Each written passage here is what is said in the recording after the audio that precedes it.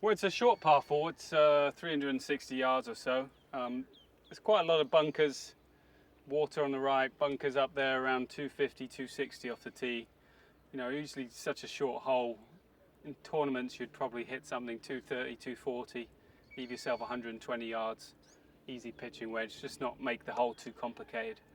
You know, a practice round, you'd probably hit the 3-iron off the tee and then hit a driver as well, and just you know, just see if the risk is worth the reward for hitting driver. Obviously, if you're a driver, you're going to be within 100 yards of the hole, or even closer, and have a better chance to make birdie. I know how to hit the 3-iron down there, so we'll hit a drive and see where it goes, shall we? Obviously, looking at where I want the ball to finish, what kind of shot I'm trying to hit, where's the wind. Wind's a little bit in off the left. I'm trying to pitch this ball pretty much just right at that pin, near that little bunker. I'm trying to be as specific as possible. What kind of shot? I'm probably just going to let it bleed off the pin, just down to the right-hand side of the fairway.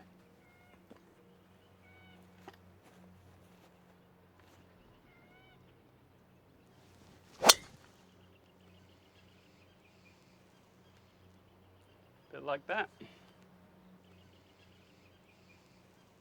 Gentle fade left to right. You know, I was trying to start it away from the water. Let it fall with the wind, not fight the wind too much, and hopefully get it down there.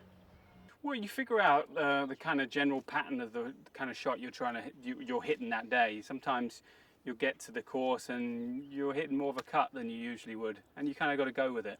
Sometimes you're hitting a bit more of a draw, and you go with that. So you don't want to really change it too much and force it. You want to kind of go with the kind of shot you have for that day. Again, it depends on the conditions. If wind was off the right, I might try and work it with the wind a little bit. But you know, again, this one, the carry on the mound was about 260, 265. So you know, if it was downwind, I wouldn't have to worry about the carry so much. Into the wind, I have to think about it a little bit different. Very standard setup. Ball kind of more forward, kind of hits me on my armpit. I'm always trying to stay very tall in my legs. I have a tendency to get too much flex, then I get a little bit swaying off the ball. So I really want to stay tall, centered over it. Nice, high, strong finish onto my right side, and then just let it go on the way through.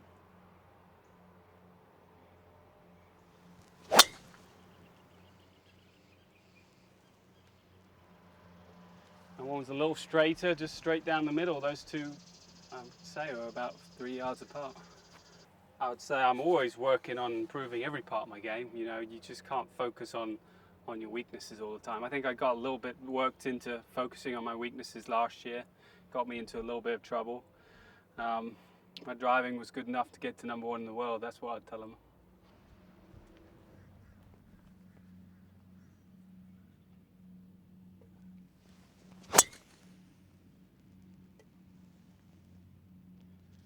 Driver here every day, huh?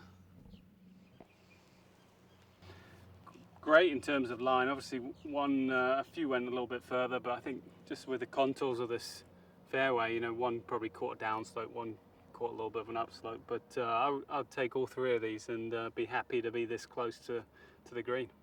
This is 88 yards. You know, full lob wedge for me is 90 yards. So this is a pretty good distance. Slight downslope, which even probably makes it easier to get the ball there because the club's going to be slightly de-lofted. But pretty much just a full lob wedge swing. You know, the only thing to think about here is this green is a little bit pitched and it could spin back. So you really want to pitch it to the hole, if not just past the hole. Have it spin back a little bit. Make sure I hit it hard enough.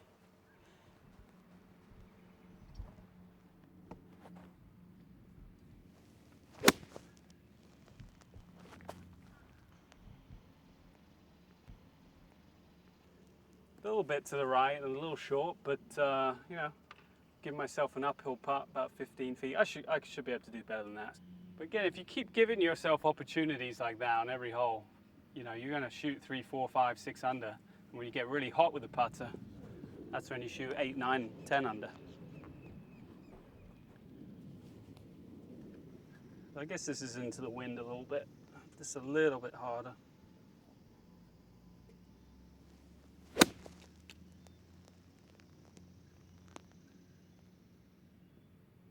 Just past the hole, spinning back. You know, and you'd expect with good conditions like this, every time you're going to give yourself something with inside 10 feet if possible. You know, from the fairway I thought this was a lot closer and this one was a little bit short, but it was a bit of an optical illusion. Actually, I prefer this putt, even though it's slightly longer. It's up the hill, a little bit right to left. That one has much more break and down the hill. So, you know, in the end, this was actually the better shot. Sometimes you get a little bit frustrated back there when really this was a pretty good shot and a good leave.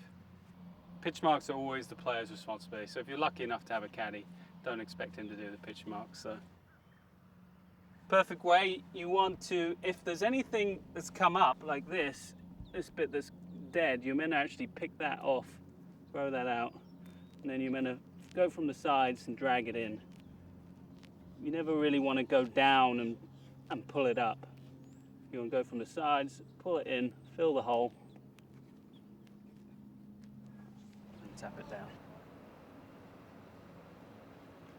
A lot of people see something like this, they've just gone and pulled it up and there's still a hole there, so that's why it's left like that. This one will repair nicely and you won't get that hole. This is nice, you know, both of these shots, this one and this one, hit, came back a foot.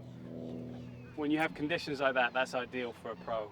You know how far you can throw it. Sometimes if greens are really soft or really firm, and you don't know how much it's going to spin or release, that's when it becomes tricky. The firmer conditions for us pros makes it a lot harder. So, you know, I always have the ball up.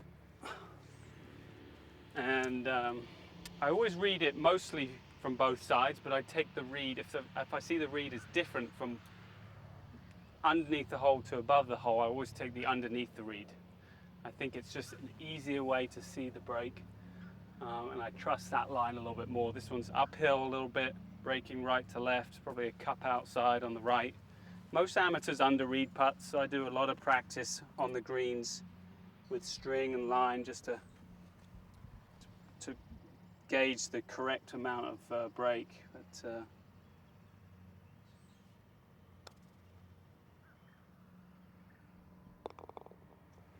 just enough. On the practice screen, you can really teach your brain how much putts break. Again, I have a string line with knitting needles and I'll set up a putt and I'll try and think how much it breaks, and then I'll actually set up the line where I have to put it under the line, and you can see, you know, left or right how far this putt is breaking. So I do a lot of that, trying to, you know, train my mind, but green reading just takes time. As you can see, there's quite a lot of slope here. You're standing pretty far above the hole here.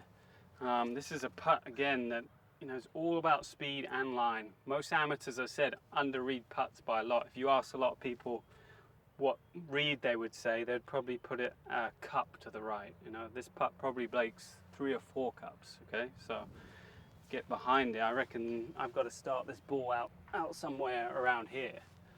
So again, this would be a really good one to do a string line. So you aim the string right where you think the apex of the break is, and put it along the line, and you can kind of see how much it breaks. I'm kind of seeing the overall putt, but I'm also having my eyes look at that tee where I want it to start.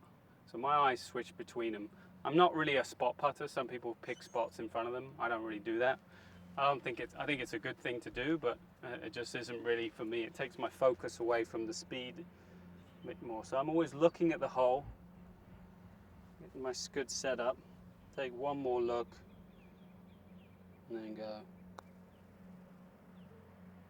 Got that a little bit too high, but these greens are slower, so they're not going to break so much.